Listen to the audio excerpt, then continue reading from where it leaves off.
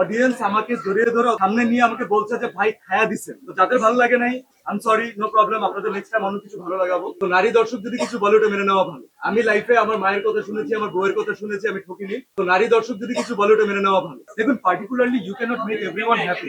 Particularly this character Rusho, এই character যারা দেখেছেন তারা এটাও জানেন যে একটা রুশো অ্যাজ এ ক্যারেক্টার সে তার ওয়াইফের জন্য কোন লেভেল পর্যন্ত যেতে পারে, এবং ওর ওয়াইফের ব্যাপারে ছোট ছোট ইনফরমেশন ওর কাছে অনেক vital, because he cares for his wife, he loves his wife. তো আমার মনে হয় প্রত্যেকটা নারী দিনের শেষে এরকম একটা পুরুষ চায়। তো যাদের ভালো লাগে নাই, I am sorry, no problem, আপনাদের নেক্সট টাইম অন্য কিছু ভালো লাগাবো।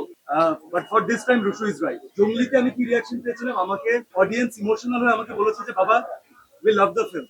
তারা ইমোশনাল ছিলেন।